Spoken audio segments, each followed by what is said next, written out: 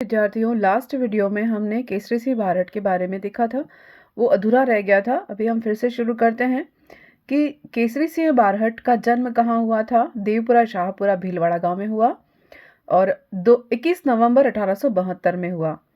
और इस क्रांतिकारी जो थे केसरी सिंह बारहट, वे महान कवि और महान देशभक्त रहे। इन्होंने वीर भारत सभा का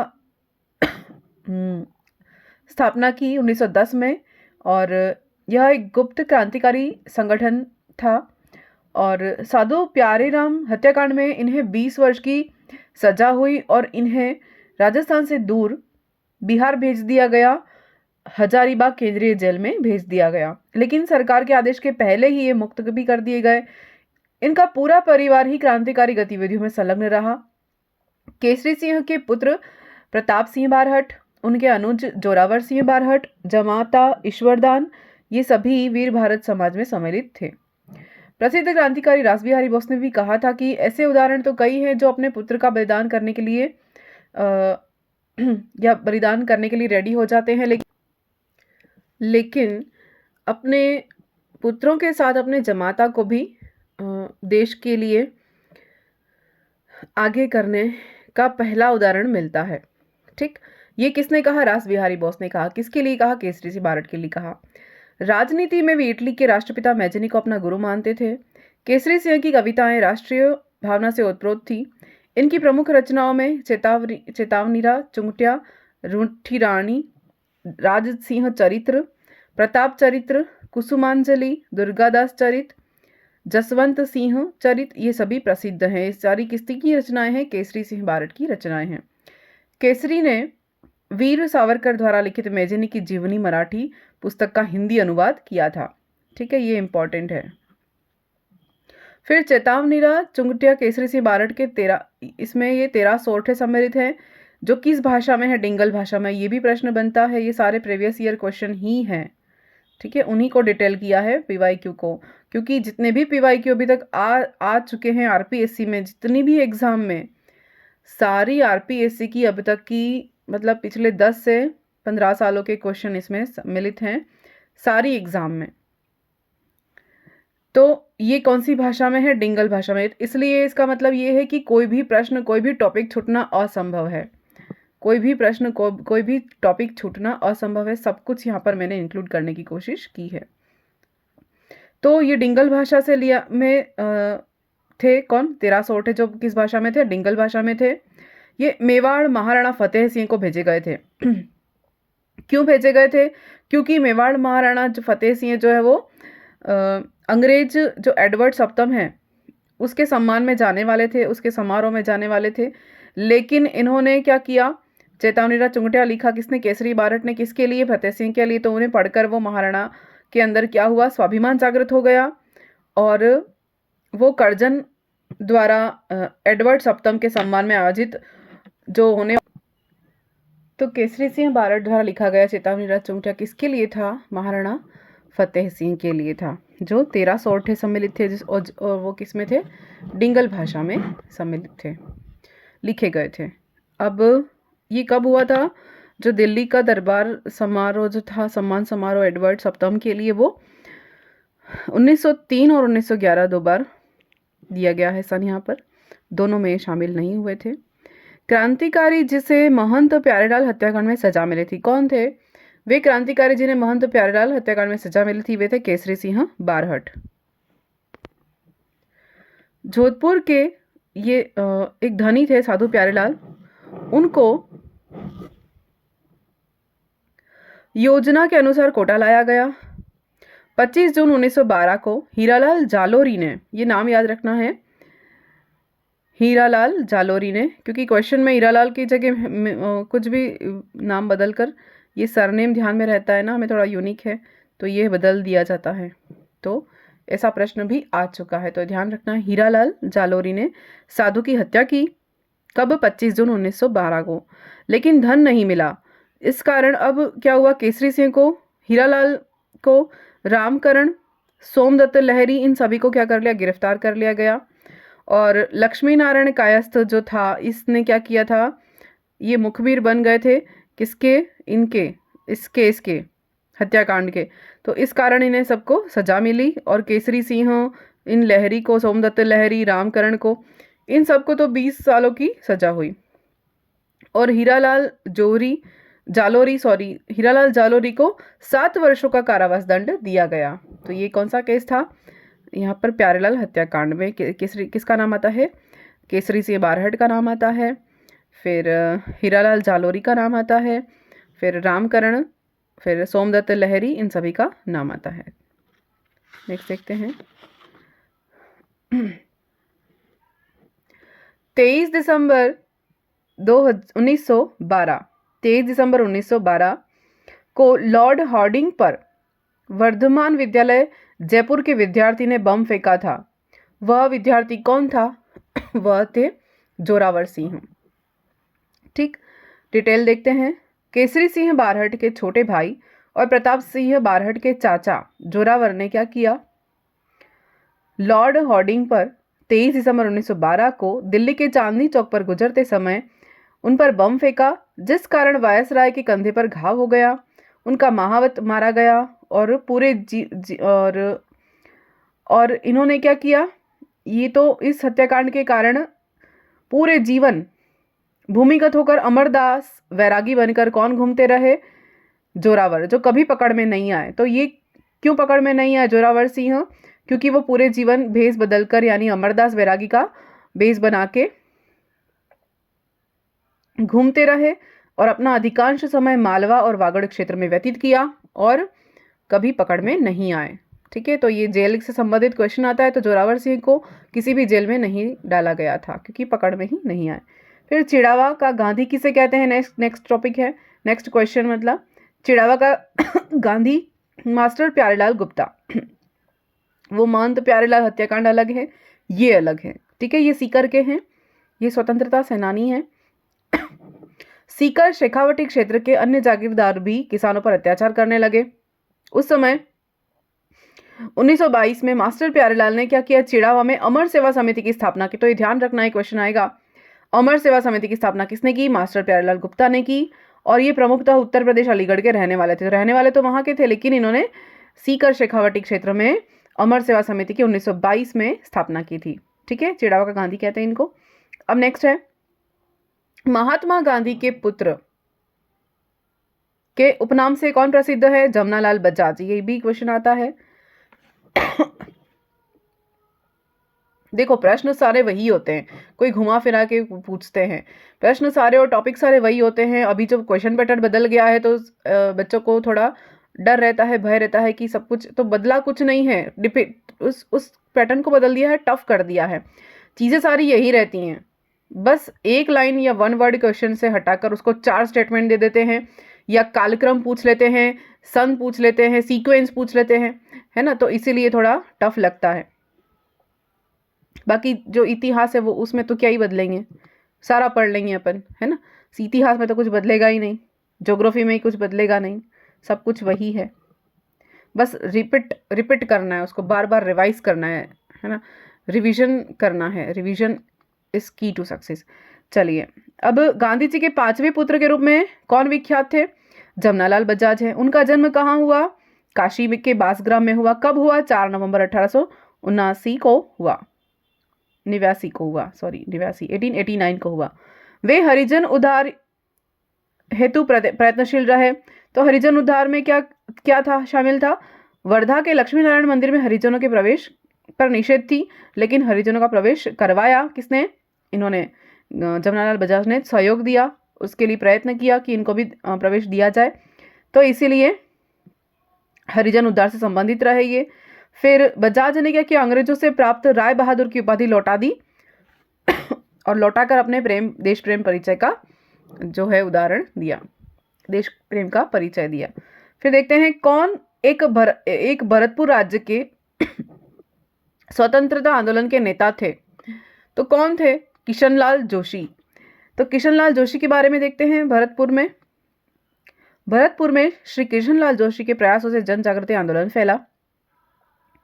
इन्हीं के प्रयासों से दिसंबर 1938 को भरतपुर प्रजामंडल की स्थापना हुई। तो भरतपुर प्रजामंडल की स्थापना किसने की? किशनलाल जोशी ने।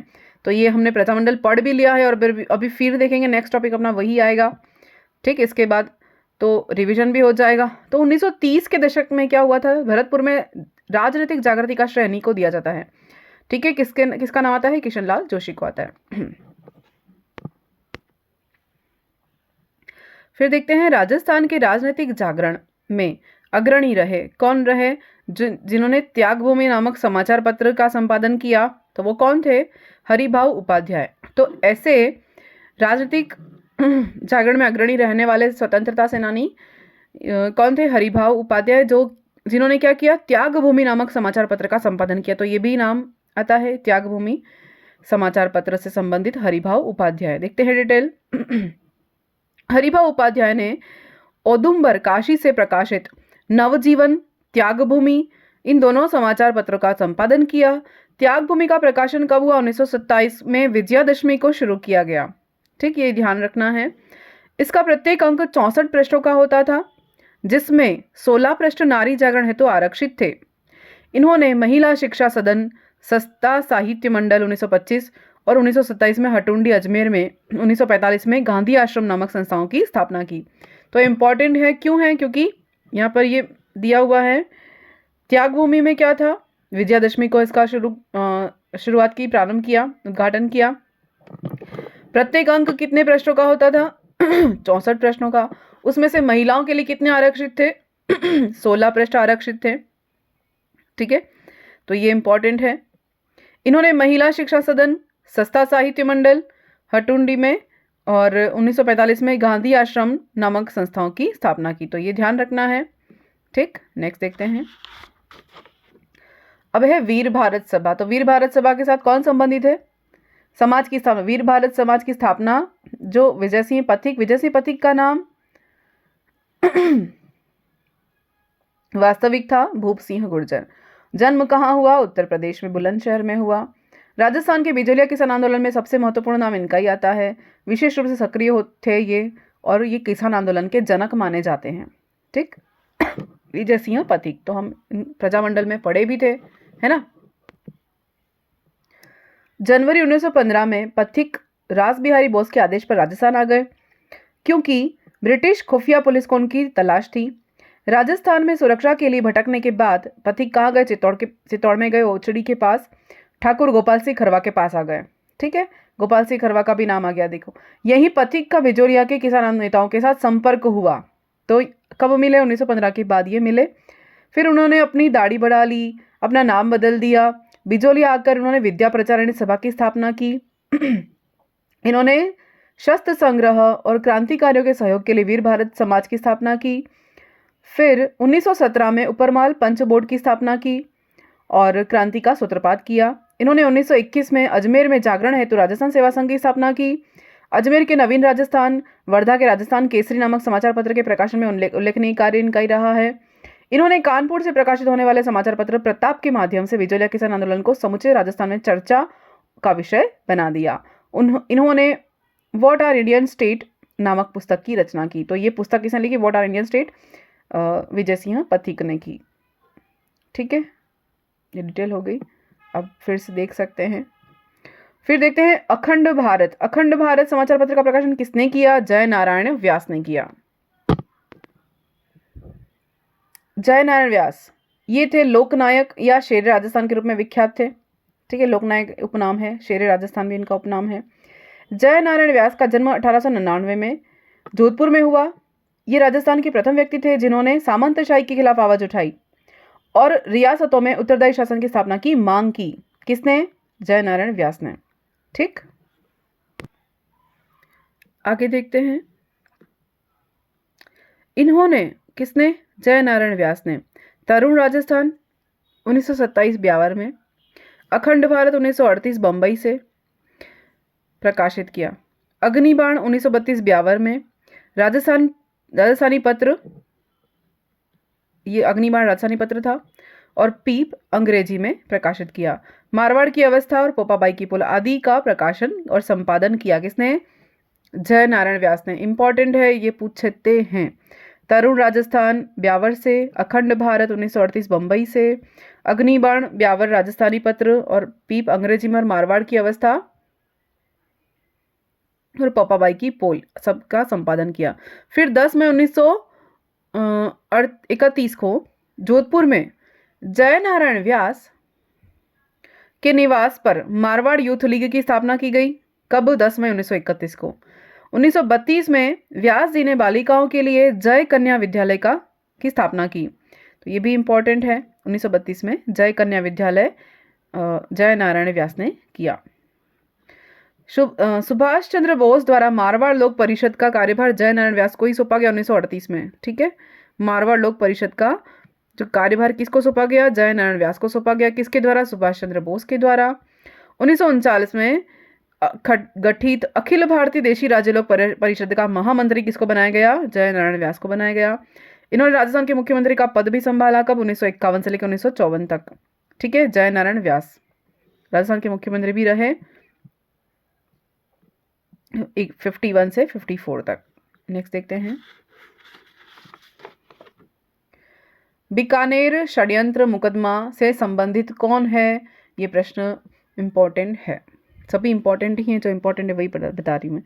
स्वामी गोपाल दास, सत्यनारायण सराफ, बद्री प्रसाद। जो बच्चे एग्जाम दे चुके हैं, दे रहे हैं, कई बार दे चुके हैं या भी दे रहे, रनिंग प्रीवियस ईयर क्वेश्चन देख सकते हैं, हर एग्जाम में आए हुए, हर एग्जाम, तो उन्हें अच्छे से पता होगा कि इसका इंपॉर्टेंस क्या है। बीकानेर के महाराजा गंगा सिंह 1931 में गोलमेज सम्मेलन में शामिल होने के लिए लंदन गए। ठीक, जिसमें क्या हुआ, उस समय चंदनमल बहड़ और उनके साथियों ने क्या कर दिया? बीकानेर राज्य की वास्तविक स्थिति का चित्रण करते हुए एक पुस्तिका वितरित कर दी, लिख दी। क्या नाम था उसका? बीकानेर एक दिग्दर्शन। उसमें क्या था? उसमें बहुत निंदा थी, गंगा सिंह की बहुत निंदा थी, उसके सारे जो भी इसके कारनामे थे वो सबके बारे में लिख दिया, जिसके कारण क्या हुआ? अंतर्राष्ट्रीय स्तर पर महाराजा गंगा सिंह का अपमान हुआ और इसका बदला लेने के लिए उन्होंने क्या किया? बीकानेर षड्यंत्र का जो झूठा मुकदमा था वो उनके नाम पे चला दिया। किनके नाम पे? चंदनमल बहड़, ये इंपॉर्टेंट है ना, आएगा। सत्यनारायण सराफ, स्वामी गोपाल दास, बद्री प्रसाद, खूबराम प्यारेलाल, तो इन सबका नाम याद में रखना है। चंदनमल बहड़, सत्यनारायण व्यास, स्वामी गोपाल दास, बद्री प्रसाद, खूबराम प्यारेलाल को राजद्रोह के झूठे मुकदमे में फंसाकर गिरफ्तार करवा दिया। नेक्स्ट देखते हैं, ब्यावर में सनातन धर्म विद्यालय के संस्थापक कौन थे? कौन से स्वतंत्रता सेनानी थे? दामोदर दास राठी, तो ये याद रखना है। दामोदर दास राठी जो हैं वो ब्यावर में सनातन धर्म विद्यालय के संस्थापक थे। दामोदर दास राठी का जन्म कब हुआ? 1884 में हुआ। पोखरण इनकी कर्मभूमि थी, ब्यावर के सॉरी। फिर राजस्थान में दामोदर दास राठी का जन्म 1884 पोखरण में हुआ था, ब्यावर उनकी कर्मभूमि थी। राजस्थान में होम रूल आंदोलन, एकता आंदोलन का संचालन करने वाले थे। इस क्रांतिकारी भामाशाह उद्योगपति ने क्या किया? लोकहित में ब्यावर में सनातन धर्म स्कूल, कॉलेज, नव भारत विद्यालय और कृष्णा मिल की स्थापना की। इन्होंने क्रांतिकारियों की सहायता की और गोपाल सिंह खरवा की सशस्त्र क्रांति की योजना में महत्वपूर्ण योगदान दिया। कब? 21 फरवरी 1915 में गोपाल सिंह खरवा की जो योजना थी उसमें। फिर देखते हैं, उस स्वतंत्रता सेनानी का नाम बताइए जिसने पंछीड़ा नामक लोकप्रिय गीत की रचना की। तो वो कौन थे? माणिक्यलाल वर्मा थे। इंपॉर्टेंट है, पता भी है सबको। कब की? देखो, 4 दिसंबर 1897 में बिजोलिया में जन्मे माणिक्यलाल वर्मा ने, ये जन्म है, सामंती शोषण के विरुद्ध किसानों को अपनी कविता के माध्यम से जागृत किया। 18 अप्रैल 1948 में माणिक्यलाल वर्मा संयुक्त राजस्थान के प्रधानमंत्री भी बनाए गए। ठीक है, एकीकरण में आप पूरा सीक्वेंस आता है, याद रखेंगे अपन। 1963 में राजस्थान खादी ग्रामोद्योग बोर्ड के अध्यक्ष भी रहे। कौन? माणिक्यलाल वर्मा। इन्हें उदयपुर से संविधान सभा का प्रतिनिधित्व भी प्रदान कर दिया गया। इन्होंने अजमेर से मेवाड़ का वर्तमान शासन नामक पुस्तक भी प्रकाशित की, जिसमें मेवाड़ के शासक की कठोर आलोचना की थी। ये पंछेड़ा गीत के माध्यम से क्रांतिकारियों को उत्साह बढ़ाते थे। शंकर सहाय सक्सेना द्वारा लिखित इनका जीवन चरित्र, उसका नाम क्या है? जो देश के लिए जिए, ये नाम है उसका, और इनके बलिदान को याद दिलाता है। मतलब ये किसने लिखी? जो देश के लिए जिए, शंकर सहाय सक्सेना ने लिखी। किसके लिए लिखी? माणिक्यलाल वर्मा ने। तो इसमें आपको, अगर जो अच्छे से पढ़ाई कर रहे हैं उन्हें बढ़िया से पता होगा कि इसमें से कुछ कुछ ऐसे टॉपिक मिले हैं जो आपको कहीं नहीं मिलेंगे। जैसे ये, इसके पहले भी एक टॉपिक आया था, ठीक है, तो ये कुछ कुछ ऐसी चीज़ें हैं जो आपको और कहीं नहीं मिलेंगी। नेक्स्ट देखते हैं, सिद्धराज ढड्ढा कौन थे? सिद्धराज ढड्ढा कौन थे? गांधीवादी और सर्वोदयी नेता थे। डिटेल देखते हैं इनके बारे में। सिद्धराज का जन्म 12 फरवरी 1909 जयपुर में हुआ। ये विनोबा भावे के भूदान आंदोलन से जुड़े रहे। 1951 राजस्थान में सर्वोदय आंदोलन को गति प्रदान की। 2003-4 में सरकारी नीतियां गरीब हित में न होने से इन्होंने पद्म भूषण अस्वीकार कर दिया। ठीक है, तो ये 2003-4 मतलब रिसेंट बात है, अभी अभी की। फिर जीवन कुटीर के गीत किसके द्वारा लिखे गए? हीरालाल शास्त्री द्वारा लिखे गए। डिटेल देखते हैं। हीरालाल शास्त्री जोबनेर जयपुर में जन्मे। 1899 में हीरालाल शास्त्री वनस्थली विद्यापीठ नामक महिला शिक्षण संस्थान के संस्थापक के रूप में भी जाने जाते हैं। ठीक है, वनस्थली को 1929 में भावी कार्यक्षेत्र के रूप में चुना। इनके द्वारा इनकी पत्नी रत्न शास्त्री के सहयोग से 6 अक्टूबर 1935 को शांताबाई कुटीर, यानी उसका नाम जीवन कुटीर भी है, उसकी स्थापना की गई, जो बाद में वनस्थली विद्यापीठ के नाम से विकसित हुआ। कब? 1943 को, ये ध्यान रखना है, सबके सन याद रखना है क्योंकि अभी कालक्रम पूछ लेते हैं। फिर शास्त्री जी जयपुर के लोकप्रिय मंत्रिमंडल के प्रमुख मुख्यमंत्री बने, जिन्होंने रीट की एग्जाम दी, उन्हें अच्छे से पता होगा। फिर उनका एक गीत प्रलय प्रतीक्षा नमो नमो, ये बहुत लोकप्रिय हुआ। किसका था? हीरालाल शास्त्री का था। इनकी आत्मकथा का नाम क्या है? प्रत्यक्ष जीवन शास्त्र। ठीक, अब देखते हैं उनकी पत्नी के बारे में। प्रसिद्ध स्वतंत्रता सेनानी रतन देवी किससे संबंधित थी? जयपुर राज्य संबंधित थी। मध्य प्रदेश के खाचरोद में जन्मी रतन शास्त्री का विवाह किससे हुआ? हीरालाल शास्त्री के साथ हुआ। इनकी प्रारंभिक शिक्षा कहाँ हुई? रतलाम में हुई, लेकिन बाद में विवाह के बाद कहाँ हुई? वनस्थली में ही हुई। वनस्थली में जीवन कुटीर की स्थापना में पति का सहयोग दिया। स्त्री शिक्षा में उल्लेखनीय कार्य किया। 1939 में जयपुर राज्य प्रजामंडल के सत्याग्रह आंदोलन में सक्रिय रूप से भाग लिया और 1942 को भारत छोड़ो आंदोलन में भी सक्रिय रूप से इन्होंने भाग लिया। ठीक, अब देखते हैं नेक्स्ट। भवानी सहाय शर्मा कौन थे? राजस्थान के स्वतंत्रता सेनानी थे। कहां से थे? अलवर से थे। ठीक, 1932 हिंदुस्तान सोशलिस्ट रिपब्लिकन आर्मी नामक क्रांतिकारी संगठन के नेता, जो कि राजगढ़ अलवर के भवानी सहाय शर्मा थे, उनको रेगुलेशन एक्ट के तहत 7 वर्ष की सजा हुई थी। फिर देखते हैं अजमेर म्यूनिसिपल कमेटी का प्रथम भारतीय अध्यक्ष कौन था? श्यामजी कृष्ण वर्मा। डिटेल देखते हैं श्यामजी कृष्ण वर्मा के बारे में। श्यामजी कृष्ण वर्मा अजमेर नगर समिति के पहले निर्वाचित भारतीय अध्यक्ष थे। इन्होंने मेवाड़ के महाराणा के सचिव के रूप में भी कार्य किया। ब्यावर की कृष्णा कॉटन मिल्स की स्थापना में भी इन्होंने मदद की। ठीक है, ये इंपॉर्टेंट है, ये भी सूती मिल जो वस्त्र मिल है पूछी जाती है। इंग्लैंड में इंडिया हाउस की स्थापना भी किसने की? श्यामजी कृष्ण वर्मा ने ही की। कब की? 1905 में की। फिर प्राणों का बलिदान देने वाले स्वतंत्रता सेनानी कौन कौन थे? बालमुकुंद बिस्सा, जिसके बारे में देख चुके हैं, सागरमल गोपा सबसे पहले देखा, और रमेश स्वामी। ठीक, नेक्स्ट। आधुनिक राजस्थान के निर्माता किसको कहते हैं? मोहनलाल सुखाड़िया को कहते हैं। मोहनलाल सुखाड़िया के बारे में देखते हैं। ठीक है, डिटेल नहीं, अब सॉरी इसके बारे में बाद में देखेंगे। अभी देखते हैं लोकनायक किसको कहते हैं? धून के धनी किसको कहते हैं? लक्कड़ और कक्कड़ किसको कहते हैं? जय नारायण व्यास को कहते हैं। फिर वागड़ का गांधी किसको कहते हैं? भोगीलाल पंड्या। फिर स्वतंत्रता सेनानी नारायण देवी वर्मा ने महिला आश्रम की स्थापना की। कब की? भीलवाड़ा में 1944 में की। 1970 में राज्यसभा के लिए निर्वाचित भी हुई। कौन? नारायण देवी वर्मा। नेक्स्ट, इन सब महिलाओं के बारे में अपन देख चुके हैं, है ना। राजस्थान के स्वतंत्रता सेनानी, ये सारे वीडियो में मैंने डाल दिया है, पहले ही वीडियो इसका बना चुकी हूं मैं, वो देख सकते हैं, प्लेलिस्ट में सब दिया हुआ है। फिर राजस्थान के स्वतंत्रता आंदोलन के दौरान गिरफ्तार होने वाली पहली महिला कौन थी? अंजना देवी चौधरी थी। फिर सॉरी, रियासतों से निर्वासित होने वाली प्रथम महिला है, मतलब कि इन्हें निर्वासित कर दिया गया था। कहां से? मेवाड़ और बूंदी राज्यों से निर्वासित किया गया था। तो वो कौन थी पहली महिला जिन्हें राज्य से निकाल दिया गया था? वो थी अंजना देवी चौधरी। इनका जन्म कहाँ हुआ? सीकर में 1897 में हुआ। श्री माधोपुर में एक मध्यवर्गीय परिवार में हुआ। राम नारायण चौधरी से 1911 में इनका विवाह हुआ। मेवाड़ में, बूंदी में, बिजोलिया, बेगू आदि स्थानों पर सत्याग्रही किसान स्त्रियों का मार्गदर्शन भी किया। ये समस्त रियासती जनता में गिरफ्तार होने वाली प्रथम महिला थी। इन्होंने 1932 से 35 तक राष्ट्रीय सत्याग्रह आंदोलन में 2 बार ये गिरफ्तार हुई और जेल गई। फिर है नेक्स्ट 1939-42 में सेवाग्राम आश्रम में रहकर बापू के कार्य में भी योगदान किया। सर्वाधिक तेज गति से चरखा चलाने का रिकॉर्ड भी इनको मिला। फिर मेवाड़ और बूंदी राज्य से इनको निर्वासित किया गया था, ये पहले देख लिया अपन ने। नेक्स्ट देखते हैं भूतपूर्व कोटा रियासत की महिला स्वतंत्रता सेनानी कौन थी? कमला स्वाधीन। ठीक, कोटा स्वतंत्रता सेनानी इंद्र दत्त स्वाधीन की पत्नी कमला स्वाधीन थी। नेक्स्ट, कांग्रेस के नमक सत्याग्रह 1930 के दौरान 6 माह का कारावास किसको हुआ? जानकी देवी बजाज को हुआ। अब इनके बारे में डिटेल देखते हैं, इंपॉर्टेंट है।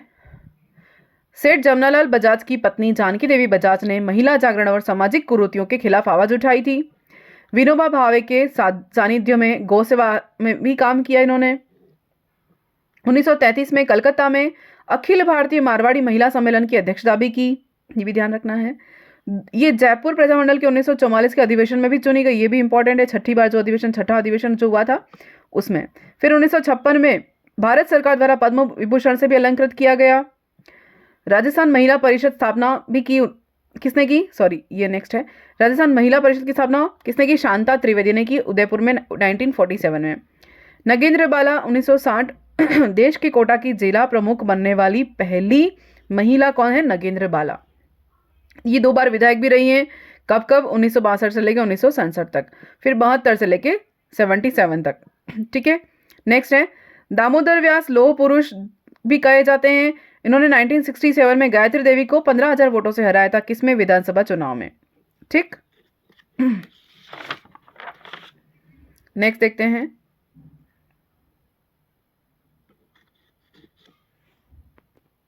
तो ये यहाँ पर ये वाला टॉपिक कंप्लीट होता है, स्वतंत्रता सेनानी वाला। अभी इसके बाद हम प्रजामंडल देखेंगे, फिर एकीकरण और सारे इंपॉर्टेंट फैक्ट्स यहाँ पर हैं वो हम देखेंगे। ठीक है, इन्हें बार बार रिवाइज करना है ताकि अच्छे से याद हो जाएं। मैटर सबके पास होता है, कंटेंट सबके पास होता है, किताबें सबके पास होती हैं, बस ज़रूरत है तो रिवाइज करने की। Thank you.